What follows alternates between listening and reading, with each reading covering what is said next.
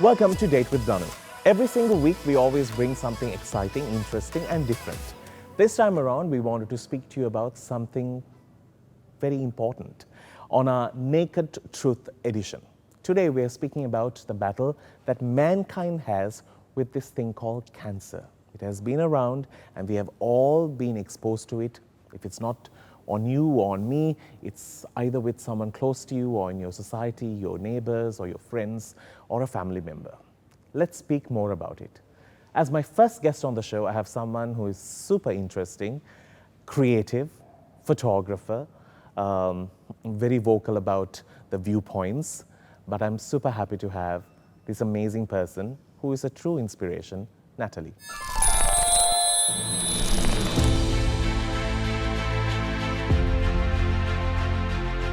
Hi, I'm Natalie. I'm a documentary photographer and journalist, and I'm currently battling stage 4 cancer, and I'm here to go on a date with Danu. We're going to talk about something really important today. This might be a slightly different show to the ones that you're used to, because cancer is a topic that is underspoken right around this country, and there are too many people going through it.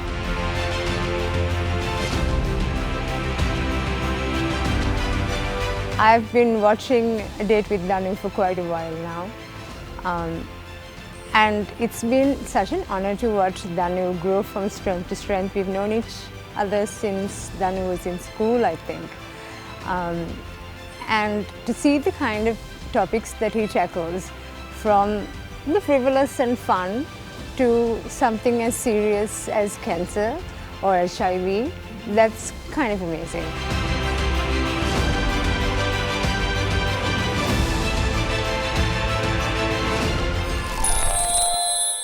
There was a time when people said, cancer?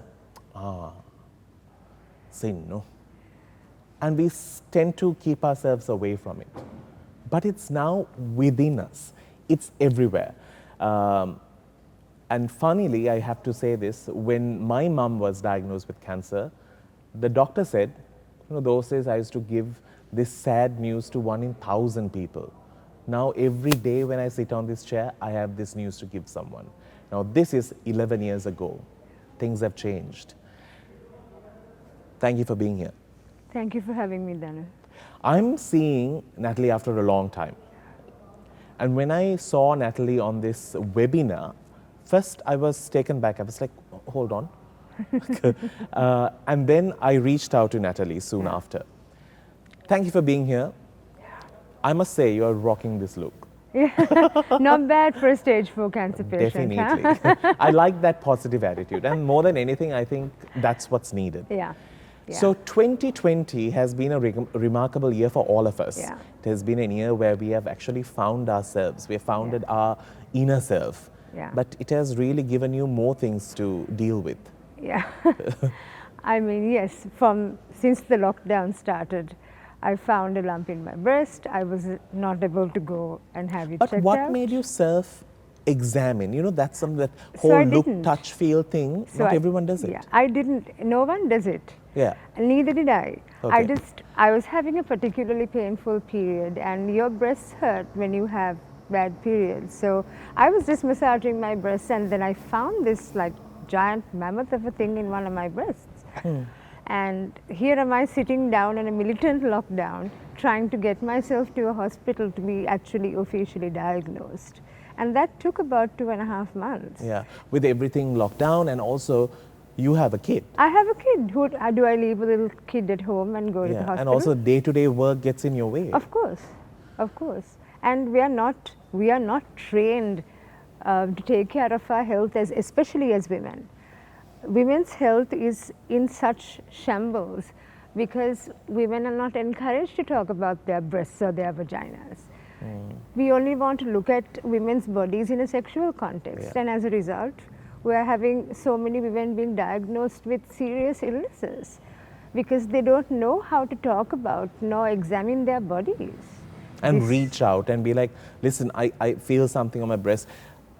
For that conversation to start, even between the wife and the husband, is such a It's an task. awkward thing, no? Yeah. I mean, because when bodies are only discussed in the bedroom Yeah. in a sexual, like I said, in a sexual context. A husband and wife don't sit down and say, shall we, get your breasts examined or Yeah. get a mammogram. Or Yeah. These are not and that conversations. word breast is such a It's such a yeah. taboo. Easy to say boob, but can't say breast. Yeah. It's a huge problem. Let's make things easy.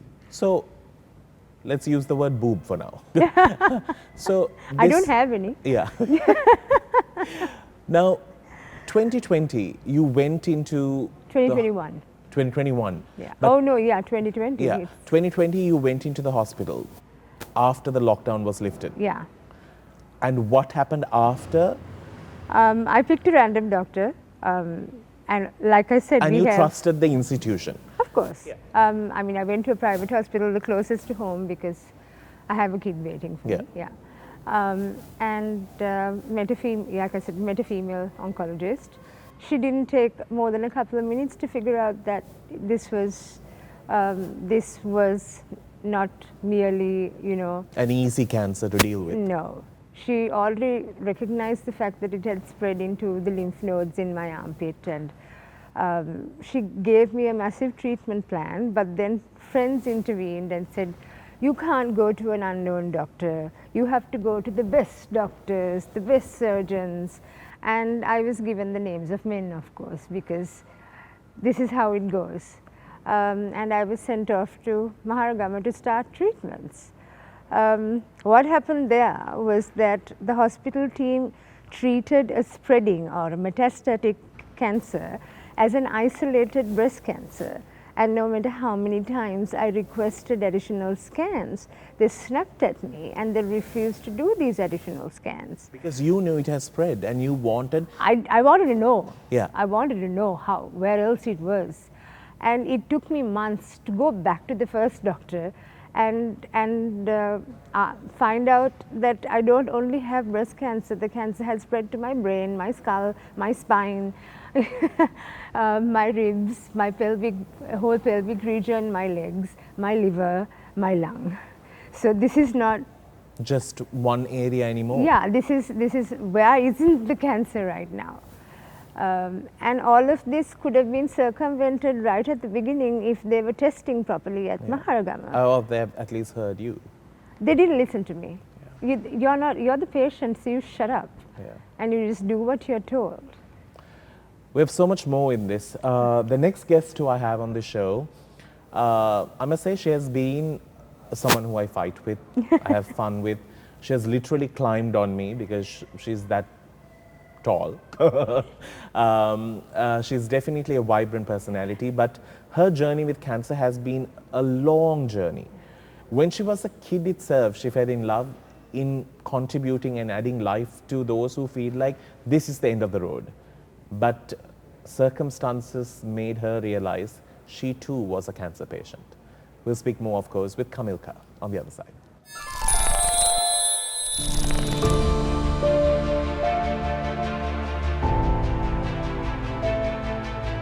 Hello, hi, I'm Kamilka.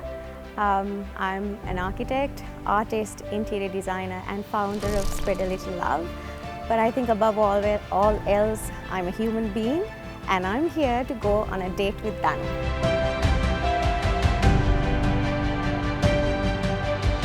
Today we are here to talk about a difficult topic, which is cancer. I'd like to think that Natalie and I are here to take cancer as a way of showing resilience, as a way of fighting the many stigmas around it. As a woman, how you overcome certain things in your life, basically to go on a date with that.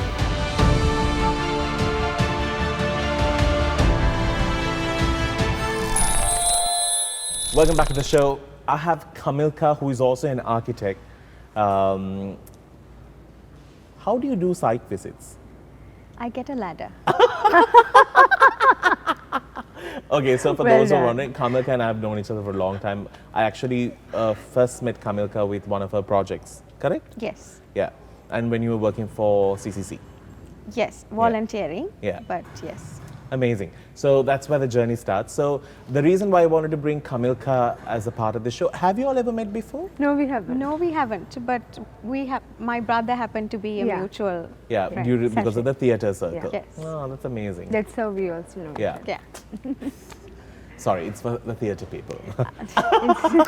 Sister of a theatre person.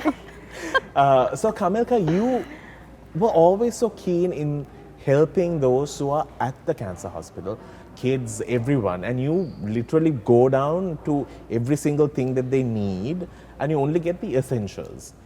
And you started this at a very young age, and why? I started, I believe I was 90 something, I was 12.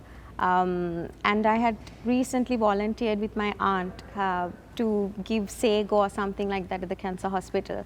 It's now known as Apeksha Hospital. And that was it, Danu. I remember going there, it was mid-year. And then I remember coming back home and having this need to want to go back and spread a little love. What I call the project now started that December of the year when I went back with a few fruits and we decided to decorate the kids ward with a Christmas tree. I'd like to really stress that my work or what I do is for the people of the cancer hospital. And not for the institution. Yes. No, I'm very clear about that because I think the dire need for somebody to weave a little bit of a smile or kindness and empathy is needed, and I take it to my heart that that is what I can do in there. And it's remarkable. So that journey continued at the age of 12, and then at one point you were diagnosed with Yes. cancer in your throat. Yes. How did that feel, and how did you figure that out? So there's two sides to the story. That is how I took it, or rather how I wanted to take it, what my head was saying, and how my immediate family, my mother, took it. It was thyroid cancer, and I had recently sung, because I happened to be the only non-Christian singing in a Christian choir. I had just sung at a concert and I had a lump that felt awkward to me, but nobody else noticed it. That led to a scan, that led to a biopsy, and then within just a matter of few days, they confirmed that it's thyroid cancer. For my mother specifically, it's interesting to see the emotions of various people and how they deal with the news. For her, she took it almost like a slap across her face. That's what she articulated it to, because she said, my child has been doing so much for the cancer hospital since she was 12, and yet at 26, 10 years ago, I'm 36 now, and you have got cancer. And your mum said the same line to me, and that's how I know about it. Yes, but since I have been in and out of the cancer hospital, I have been personally exposed to the frustrations, the sadness, and how dire the situation was. It was a lot worse back in 1998. We had what you call a flow patient. Patients were under the bed. Patients were in the corridors, and they each carried like a flow patient number. So when it happened to me, I look, to me the glass is always half full. So I looked at it in a way that I could have got a far worse bout of it, but I've been given a chance to sort of redeem myself. I don't know, I'm spiritual, not so religious, and I felt that I'm luckier to have just got that and not lose a limb or anything. I mean, that is my personal take of it. Yeah, so it's very different. How you receive the news is very different. And how you process the news is also very different. Yes, but Natalie, you'd know that however, see, bubbly people, I know we talked about this before, that we resonate this sense of chirpiness, bubbliness. You'd know it too, but there's a tsunami of struggles and emotion you poke a button and that's it. That we, I wouldn't say hide behind, but we have behind what you see to the camera. Correct. So just because we are bubbly happy doesn't mean we don't have struggles, doesn't mean that we don't have pains, but it's our personal way of dealing with it too. Yeah. All right. On that note, we're going to take a small break. When we do come back, we're going to speak more about this.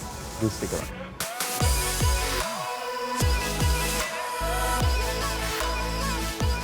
It's the Naked Truth edition to Date with Danu, and welcome back to the show. I'm going to start with Natty. This is a question that I asked you before. Are you now, at least on paper, off cancer? No, I have more cancer than I ever dreamed of ever having in my body. I have cancer in my brain and skull, I have cancer in my spine, I have cancer in my rib, I have cancer in my pelvic bone, I have cancer in my femur, which are my leg bones. I have cancer in my liver, I have cancer in my lung. I don't have cancer in my breasts anymore because I don't have breasts any longer. So I wanted to speak about your breast, boobs. My non-existent breasts, you mean? Yeah. But you did put up a picture on social media, then Yeah. I thought it's okay to talk about it. Of course.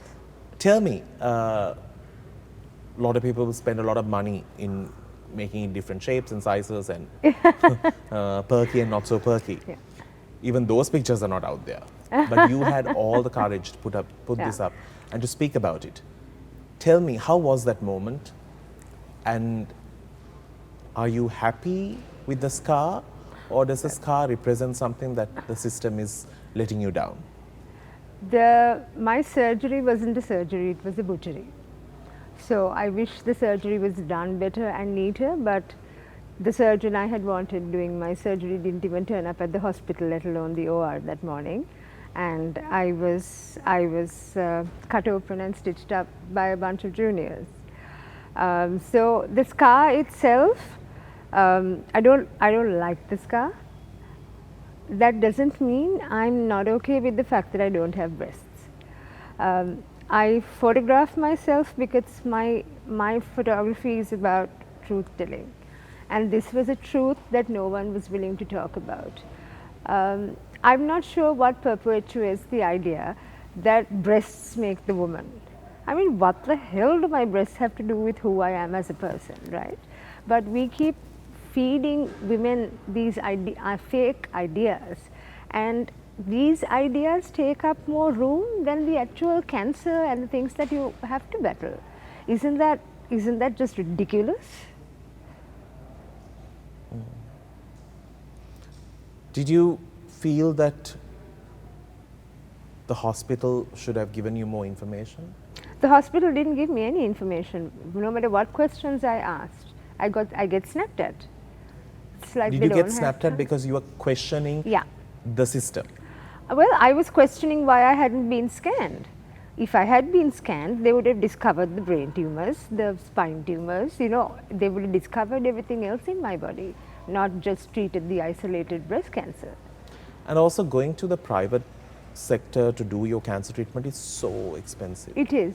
Like, you are not going to treat your cancer, you have to eventually treat you have sold your organs to some other place to save yourself. That's kind of what I'm going through right now, yeah. It's one of those. Kamilka, you have worked with the system to get your even spread a little love. To spread the love also, you need to somehow maneuver the system. Yes. So I'm one of those people who, I have a very limited span of patience, I think. I once got told off in a corridor in utter filth in the hospital by the medical director who is not there anymore. And I thought to myself, why am I being blasted for something? So now how I work is when I find a person who needs support, I try to connect the webs and sort of help that person out. I think one person is better than going bigger and not being able to do it successfully. Why do you think this system is so hard? Because it's coming from a good place. I think, Danu, my personal view, having been part of in and out of the hospital for a while, is that we only have one National Cancer Institute for the entire country. And at the moment, breast cancer is leading in terms of diagnosis every year amongst women. So when one hospital has to take on the brunt of like influx. We're talking about 25,000 a year, or yeah. 23 to 25K patients a year. That New is a patients. lot, and you're crippled by that weight. I'm not going to defend, as Natalie mentioned, those who snap at. I've been there, I've been battling the system to get the project done every year. But I want to just very briefly talk of this incident where I had since my cancer episode, I have accompanied friends who are undergoing chemo, because it's like a labyrinth over there. You need to know your way, right? It's like here, it's like a... And I think when I did my project, I called you. Yes, to help because me you out. need to know which ward is. So I happened to be in one of the female women's wards with my friend undergoing chemo. So it's a long 6 to 8 hours. I wanted to use the washroom. The nurse, having known me because of the projects, they generally know my face, they don't know me by name, but they recognize me. She offered to take me to the nurse's washroom, and this nurse happened to be on her 7th month. She was pregnant, and she had early on told me that she's got another child, that she leaves home at 4:30 by bus to come to the cancer hospital for duty. When I went to the nurse's washroom, it didn't have a lock, it didn't have a proper door. So she told me there was a lanua attached to a nail. She said, basically just hold the lanua or the door would open. So I was thinking, it actually puts things in perspective. Imagine from their point of view, they're understaffed. You don't get the required medication, the equipment. To help the people. To help the people. But at the end of the day, you're also human. And imagine having so little in your workplace, and everyone around you needs, the wards are heavily crowded. There's no social distancing even during COVID. You know that to be true. So I think even for them, it's an unpleasant place to be in. And I was shocked if that is the condition of the washroom of the nurses. To go pee. Yes, imagine what the washrooms would be like for the patients who are constantly using. You get about 4 washrooms for so many patients. So, the resources are so limited, and that creates, I think, it's a loop. It's a vicious circle. exactly. And it's a circle that you just bite at everything that you can. Yes. All right, we need to get into a break. On the other side, the truth continues. Do stick around.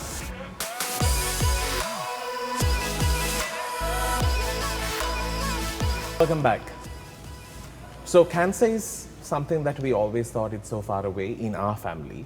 Although we had people who had passed away from cancer, we always thought it's no longer coming to us. That's the first thing that everyone thinks, until my mom just went for a normal check to see why is she having like a burp after every meal. That eventually went into a liver scan, and that eventually turned out to be cancer at 4th stage. And this is after her doctor, general physician, examined her just 3 months ago. And at the point when she was diagnosed with the 4th stage of cancer, he said she should have come every month if she had this in her family.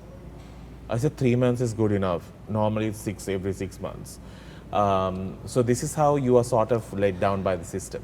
But this is a true story that happened. So by that time, this is the 3rd day. Younger me, a bit less full of sense. So I was quite, we were taken into this hospital, at a private hospital, and these doctors sometimes try and do a business on the side, I think. Of course. His first question to my uncle was, do you have 6 million in your account? Then I can touch her. First question, and my mother was in the wheelchair outside. She heard it. This is me. I closed my mom's ears with my own hand, and I was like, Mommy, please, please. This is true. I can't remember this doctor's name, because today, if I could, I'll slap him. But it's too inhumane to say that knowing the patient is just a few feet away, leave alone anything, and we didn't have 6 million. So we had to think of another alternative. So when it comes to that, it's life or money. You know, it's always just like you tend to forget where your system is. Something that I wanted to ask you, Natalie, is the fact that you told me something during the break saying that this could be one of the last things that you do. Yeah. In other countries, there's an option where they give you, not in other countries, in one country, I think, where the state where you have the whole, you can take your life if you want to kind Euthanasia, of. yeah. Do you think for cancer patients that option should be given? I think for all terminally ill patients, that option should be available. There's only so much pain you can live with, especially when you come to the final stages. You are in so much excruciating pain. The morphine doesn't work. There's nothing that works. Your organs are shutting down. And we just want to keep somebody alive just because we, you know, from a doctor's point of view, to say that, you know, I did everything to keep the person alive. From the family's point of view, please do anything to keep the person alive because we want, you know, another 5 minutes, another 5 days. But why is the patient not in the front seat of this, the one who is going through the excruciating pain? I think that's really important. I may not be at that point where I'm considering euthanasia, but I am quite terminally ill and I might want that option to be available to me at some point. How have you taken the time to, this is a bit hard, how have you taken the time to sort of explain to your son about what you're going through and how your life has changed in the last, like before COVID, things were just fine. So he's not a stranger to cancer because we lost my father to stage 4 cancer and we only got a few months with him since diagnosis. And his first thought was, you're going to die. And I said, no, there's no such thing. There's no such guarantee. I'm younger than Papa, I'm stronger than Papa, and I don't have lung cancer. I have breast cancer and I'm going to fight this for you. The thing is, these conversations have gradually changed over time because I have a lot more than, you know, breast cancer right now and we don't know. So you don't want to give him hopes that could keep him? I mean, I'm not giving him guarantees. I'm not giving anyone guarantees, not even myself anymore. And how are you mentally facing it? It's hard. I think Kamilka already touched on that. We may be smiling all the time, but it doesn't mean that there isn't a lot of trauma going on inside. But I also remind myself that I'm a lot more than the bad things that have happened to me. Yes, totally agree. Yes. There's a lot of great things that I have done with my life that I'm so damn proud of. And those are what I would like to take with me if I have to go. Not cancer, not an open coffin. There are things that that's not how I want to go. And I want the people who are around me and the people who love me to also remember me for the good things that I have done, the good things about my life, the good things about who I am as a person. That's important to me. And that's what I think keeps me going. And I think my son has the same kind of strength and laughter that I have, and I think that's what will help him too in the long run.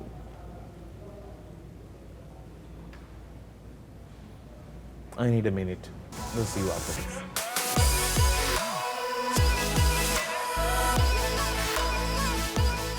Welcome back to the show. Kamilka, we touched on a very interesting topic while we were in the break. Talking about cancer, being transparent about it. If we can just say, oh, I have a pimple, it's just the same thing. Yeah. You can't change the fact that you have cancer. Yeah. It's something you have to deal with. How did you deal with it? How do you open a conversation? Now, you've worked with many projects when it comes to cancer, and cancer is an everyday thing. We have to come to terms with it because our lives are as much as we are worried about COVID, I think we should have been more worried about malaria. We should have been more worried about Dengue. diabetes. We should be more worried about cancer. These are all things that have been there. Yeah. And if you take those death counts, they are equally alarming Yeah. as all these things. Oh, yeah. Tell me, why is it important for us to communicate cancer to the world, or to your people at least? I think any terminal illness, Danu, Sri Lanka being a South Asian country, we are very, very careful about taking hardball topics to our dining table. That's a prevalent, like, it's almost like a constant. When I'm in and out of the cancer hospital for Spread a Little Love work, numerous times I get permission to take photographs of patients only if they want to be photographed.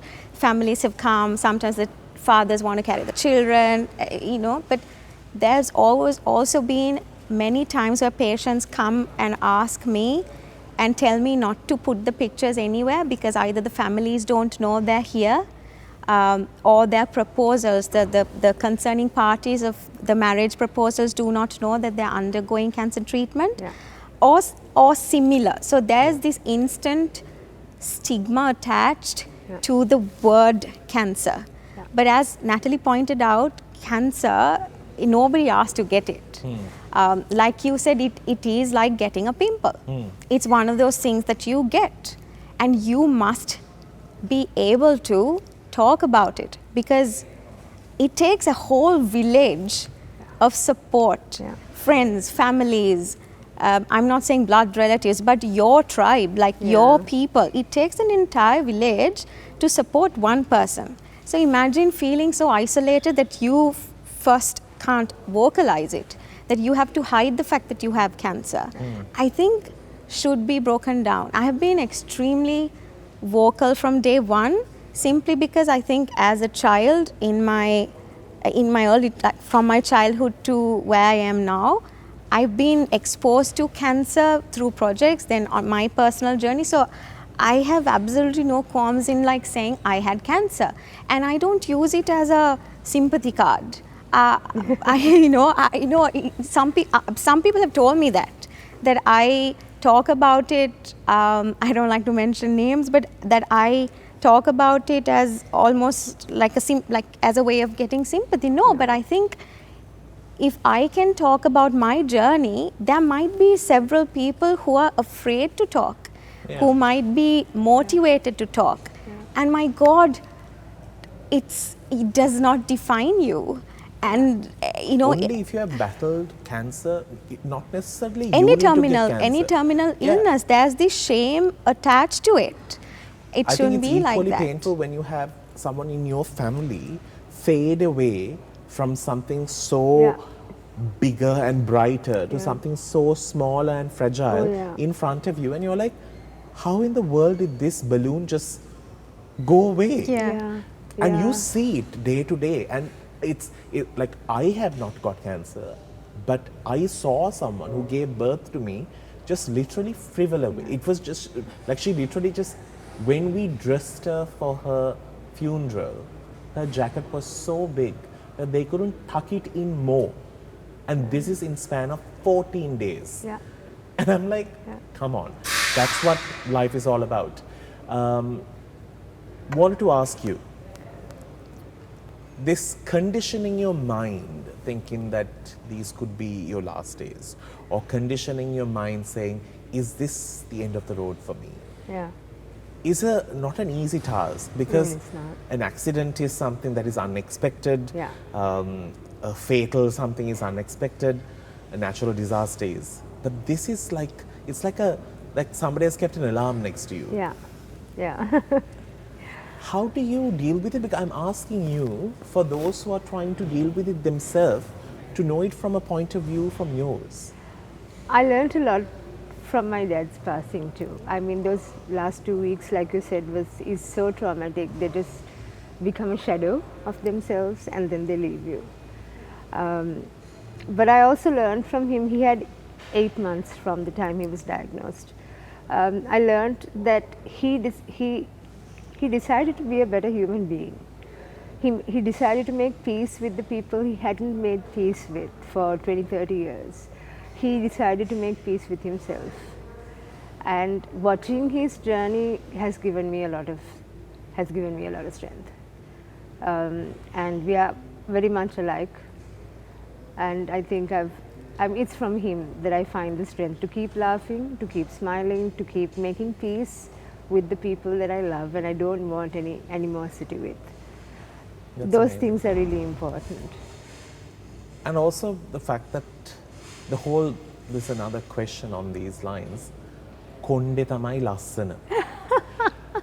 And this is a true story. I actually can put a picture of this girl for you to see. Once when I was at the cancer hospital, we were doing this whole, express through art, and we were like having a lot of fun. And this one girl from Vavuniya literally just latched on to me. And she had because I was able to speak to her in her Tamil, which was super easy for her. And she was like, yo Anna, I don't want to go back to school, Appa, because people are making fun of me, saying, where is my hair and all. So I'm here now. I want to grow my hair and only go. So I said, just tell them that you got a new haircut. No, every time I tell them, they won't believe me. They are saying thatte and all this stuff. But I can't expect a child who is 8 years old to explain to her classmates who are also 8 to be empathetic, because they are just kids Children. and they'll Yeah. just be kids. Yeah. But there are so many people who fight with, I want to wear a wig, I want to wear a scarf, I want to wear all of this, because they are not worried about their comfort. They are worried about what people will look at them twice for. This But is. look at this, hello. I think I'm rocking the Yeah. ball. though. Totally Yeah. rocking. If you ever read the group that the three of us are in, including like our team here, this is Natalie. Can you make sure that my thatte is covered nicely? These were the Yeah, messages. So that I have positive. brain radiation scars on my head. That's the only thing I wanted covered up. And that's like such a positive way of looking at it. How did you champion that? And after all, you had like what Kamilka was saying, you had like thick black long straightened hair. Yeah. So I've never had short hair in my life. You don't have a choice. Your hair just falls out within 3 days the first time, and you have to deal with it. So there were some tears, and then I looked at myself. I was like, hey, this is kind of nice. Shows my face. I look good. I know, right? So I mean, I might never grow my hair back long again. I might just hang on to kind of weird look. styles and maybe a mohawk. Yeah. But on the topic of these social constructs And that also get the in the people way who of are around you healthcare. at the cancer hospital. Yeah, And right? how I think what society equates the bald head to. Yes. Yeah. Yes. Because at the cancer hospital, everyone's bald. Yeah. That's okay. Yeah. But it's outside. But exactly. Within the cancer hospital, I know my friends, you'd vouch for this, you don't feel like everyone's looking at you differently or like You're all the same, kind of same. like, inquisitive about why you're bald, because it's Just normal accepted. But even there's a wearing of uncomfortable wigs, uncomfortable ski caps. Yeah. There's a need to cover up. It's the same thing with the breasts. You don't talk about the fact that you have breast cancer. People say don't talk about it. Why? Yeah. And And I there are people who realized- buy padded bras. Oh yeah, I mean there are mastectomy bras Yeah. that help women integrate back into society apparently. That's not integrating back into you were never out of the society. Exactly my point. And the thing is, this extends into the healthcare system as well. When it comes to, definitely with state hospitals, when it comes to deciding on who gets a reconstruction and who doesn't, age plays a big factor. So, I mean, I didn't ask for reconstruction, but my doctor just looks at me, past 40, no reconstruction for you. Because my market value has come down, right, at 40. Sorry. Yeah, I because I didn't don't know. have a market Paune. value. They said life begins Yeah, at when 40. you're Exactly. in What your happened to that 20s, statement? when you're in your 20s, girls, they don't even need to like ask for it. It's given. It's a given. Yeah. Because now when market they value have butchered to you- marry the girl. Yeah. But when you don't want to get married 3-4 times. I might. Yeah. When they butchered you, they didn't even like look into the fact of they should keep your nipples. Nothing. No, because like I said, there are options for mastectomy. It was just fully gone. It's fully gone. I don't have nipples. I don't have an areolas. I don't have my breast skin. But it is completely possible to preserve all of these things while doing a mastectomy, which makes it easier to actually reconstruct when necessary. All right. We have a final segment coming up. Do stick around. It's A Date with Danu.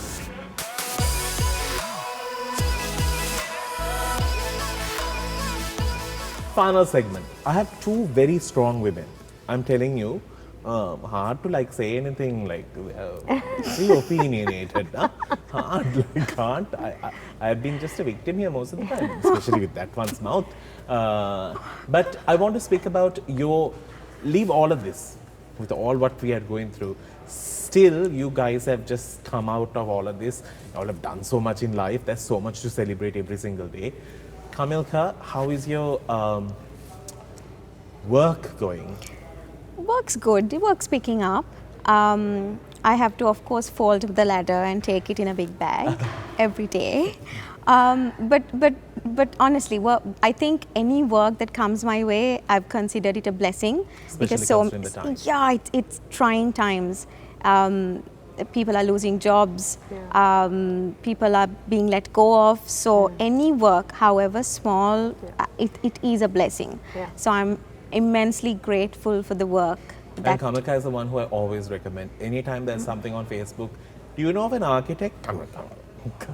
Yeah, this has always been my... Thank you. Yes, that's true. Thank you. Yes, it's been great, but COVID also has brought on quiet times where everyone's inevitably in lockdown, which has given me time to delve into art. Or rather delve into my paintings. Art is something I've always done throughout my life. So on that front, I mean, as I said, glass is always half full. Although it may be half empty, I refuse to see the empty side. So as I said, so grateful, so thankful for commissions that's come my way. Leaving commissions and paid work aside, rewarding little things that I've been, even this, a new experience. I'm so thankful for that. So I think, you know, as much as we would like to sit and complain, I'd like to take those little optimistic little notes here and there and string them together. Yeah. And Natty, you are doing some cool stuff, and especially involving your son as well. Yeah. Tell me, so what plans? My son Lucas and I won a grant by Dialog Ch. She's running an artist commissioning project right now, focused specifically on children and how the lockdown has affected them. So Lucas and I thought that we'd write and design a book together. So he's drawing, I'm designing, and we're both writing it together. God, there's so much of creativity in between the two of you.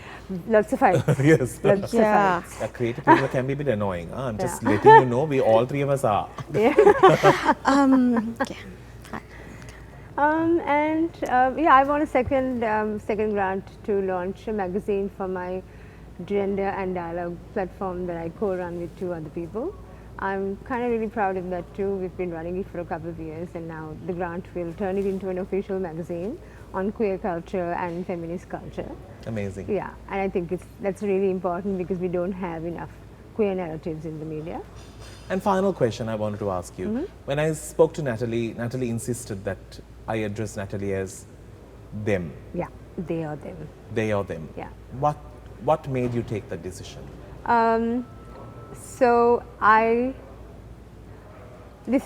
Maybe this was not a new decision, but it's newly public that I identify as non-binary.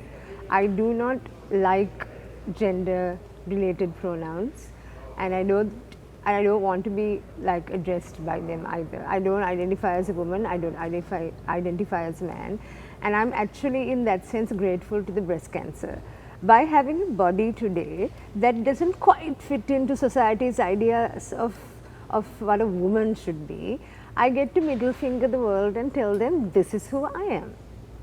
And this is my identity, and no one can take that away from me. That is true. Remarkable. Before I go, I must say, in life, different things teaches you different things. Like it gives you something to live with for the rest of your life. I learned that through Mummy. I remember the day she was diagnosed. I remember the day I felt like the sky above us came so close. It was just on top of our hairline. It felt like everyone has just stuffed us down into this small alley and just let us rot. That night when Mummy was diagnosed and we came home, that night never moved. Like every time I got up and stumbled, it was just 5 minutes, 2 minutes have gone. It's like the most painful, and there's like that, like a hum in the noise, like there's a hum in your ear. This is what I experienced with cancer, and eventually letting Mummy go and conditioning our mind and thinking that she'll be happier if she's not suffering was a process that we had to go through. Cancer is everywhere. Don't ever think that it's not in your circle. Unfortunately, we are living in a world where it can be diagnosed, but at the same time, it's a bit of a strong enemy to fight with. So do your part so that you can save those around you, and at the same time, give the best life and enjoy it. Yeah. Natalie, I'm so grateful I was able to reconnect with you from the theatre days to now. And also, it took me some time. I just initially thought you have gone for a new look. But then, Everybody did. because it was on a webinar and I couldn't see most of it, and Natalie asked me a question, and that's how. And it's remarkable. And after that, I started following you and your work, and I thought to myself, the courage is as tall as the Twin Towers that were crippled. And that's what I will say. It's just remarkable. And I respect that more than I appreciate it because I have to salute you for that. Kamilka, you know I love you. I love you too. You have done so much, and Thanks. with a smile, and you don't let anything bring you down. And even though that place can be a bit of a snake's pit, you have found a way to, add the smile on everyone and find something there. And you're not doing it for the system, you're not doing it for the fame, you're not doing it for anything. You're just doing it for the fact that you want to make them smile. That's amazing. Thank you. I think having cancer makes us much tougher, right? Yeah, I think so Yeah. too. And I think I want to Tough. end by saying courage is not necessarily a roar. It's this tiny voice that says, we'll try again tomorrow. Of course. Exactly that. Lovely to have met you in You person. too. Thank you for having us. Anytime. On that note, we need to wrap things up. Thank you for giving me such a meaningful show. And we'll see you soon. You keep smiling and so happy.